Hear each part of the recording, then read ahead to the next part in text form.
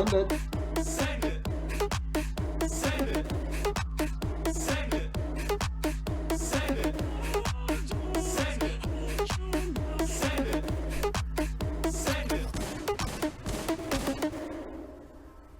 Okay, welcome back to the beer room. I'm your host for the night, KC. So, I've probably seen in a few episodes back, or might have been even longer, I had a home brew on. So that's been conditioning now in the bottle here, as you can see, for just over 2 weeks. I did crack open a couple last weekend when things got just a little bit messy out in the beer room. I'll put a clip up, which you could probably be watching now. I'm not filming the eyes. Stupid. Ready? Go! Happy 21st to me! Hey! Holy fuck! What the fuck? Hey! Why did that happen to you? Oh my. So, yep, there it was. That's what happens when you drink about 4 of these long necks. 4 of these long necks really messes you up and you start just spraying wine and champagne around everywhere. Anyway, that was fun. I enjoyed it with my daughter out here in the beer room. So this beer itself is a Morgan's Pacific Pale Ale that I got from the brew shop in Peakhurst. So they say it is a rich amber colour with a full malt character, a highly refreshing woodsy hop, and a clean bite. It's a classic American West Coast style beer. It's a crisp, clean bite. Its colour is a 10 EBC, which probably depends on what you put in with it when you make up the brew. And a 24 IBU is the bitterness. So it's fairly bitter, not too bitter. So what I did, I started this on the 27th of March, and by the time I bottled it, it was the 18th of April. So it took a while to get it to fully ferment, as the weather was quite cool over those periods. Didn't really get too high over 20. So it started off at 24, which was okay. Well, that's the temperature of the actual brew was, and by the time it finished, it was 22 degrees. So actual outdoor temperature was like 21, and at the end it was 23. And in between those, I don't know, nearly a month, 3 weeks, didn't really get that warm. I also added this to the brew, which is an apricot essence, just to give it a bit more of a kick. Lovely smell of apricot. So I do know, because I've already opened one before, that it is very apricot-y. Some of them I might have put just a little bit too much in. So anyway, let's get this open. A little bit of a fizz. Just a small amount of wispy smoke came out. It's not really smoke, it's the gases. Yeah, there is a bit of carbonation. It's building up.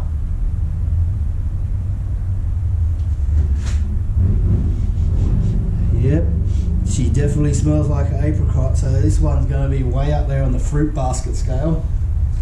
Oh, as you can see, I'll pour it in and I'll talk while I'm pouring. As you can see, I'm decked out in my Parramatta gear. Big game tonight. Eels take on the Panthers, so we'll be heading down there soon. Gazza won't be joining us here in the beer room tonight, as he's already down there. So fuck you, Gazza. So hopefully the Eels get up and we give the Penny Panthers a bit of a flog in the night, but I don't know, depends on what team we bring out. So as you can see, that head dissipated very quickly. It is a golden amber colour with lots of carbonation, and it looks like camel piss on the scale of colouring. They say it's a 10, I say it's camel piss. So yep, they can really smell that peach in there. So let's give it a try, see what it's like. Cheers to you guys.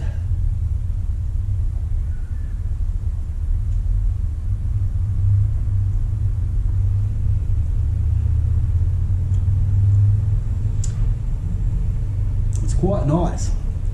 It's sort of like it tastes. It still tastes like beer, but it's definitely got that peachy, fruity flavour, which I guess if it was just without that, it would just be, I don't know, I'd say a bit bland, because as you know, I'm a bit lazy with the home brewing. I don't actually have a boil, I don't actually boil up the malts and stuff.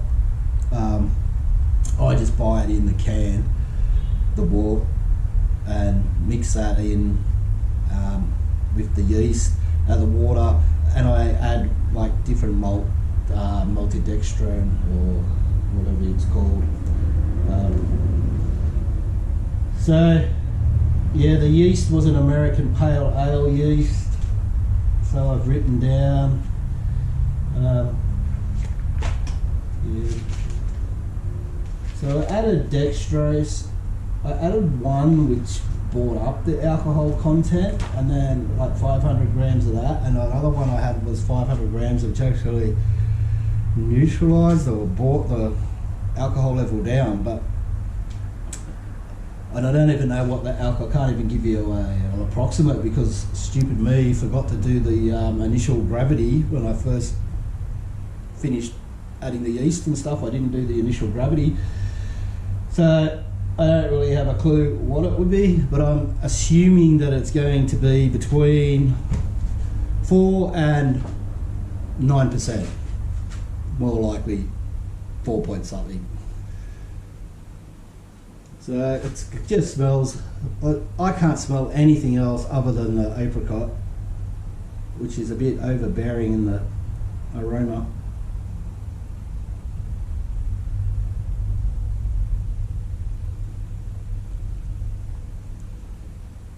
This one is very gassy, so it's hard to tell. Some of them I do just put a little bit more sugar in, the one that, like the sugar that you put in to gas it. But man, it tastes really good. Like, it's not bitter, it's not too sweet. It is a bit dry, which is nice. It's a bit like a lager dry.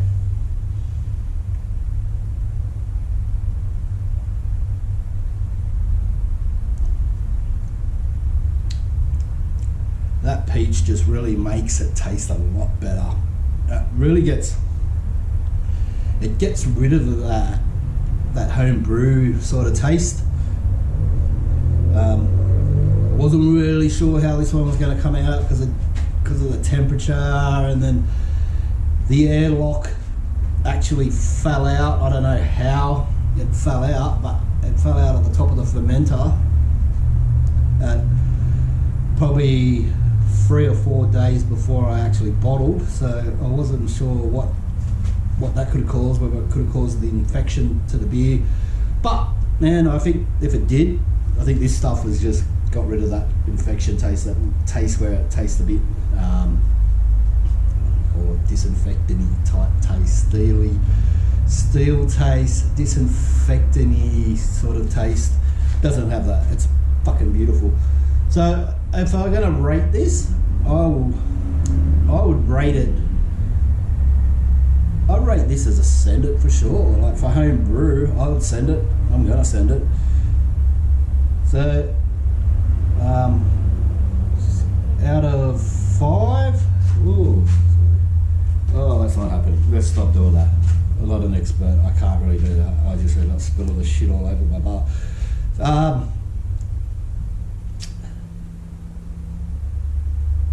So I'll give it a send it out of 5.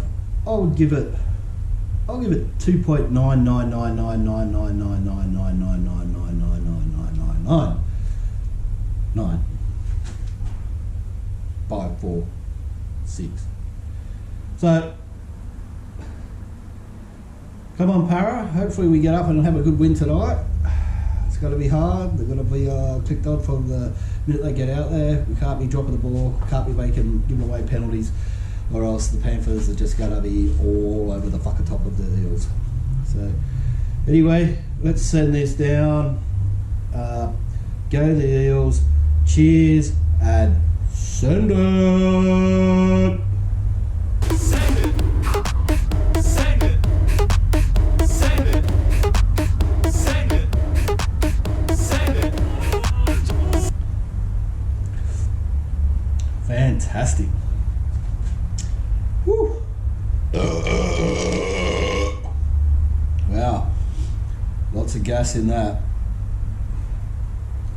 I swear the ones that I had last weekend was nowhere near that gassy. But anyway,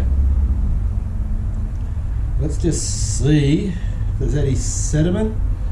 Well, we got a bit of sediment at the bottom. I don't know if you'll be able to see that in there.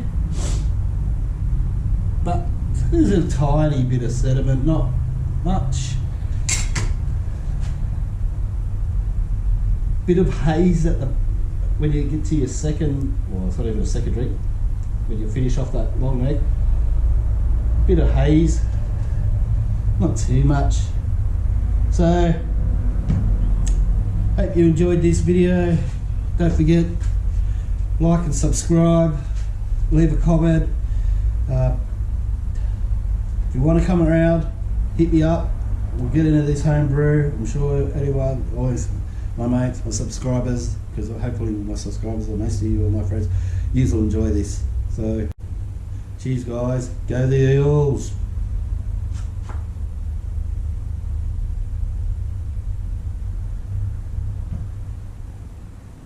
Before I go, I've named this beer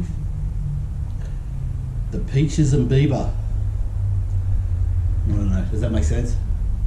Bieber, peaches. I get my peaches down in Georgia.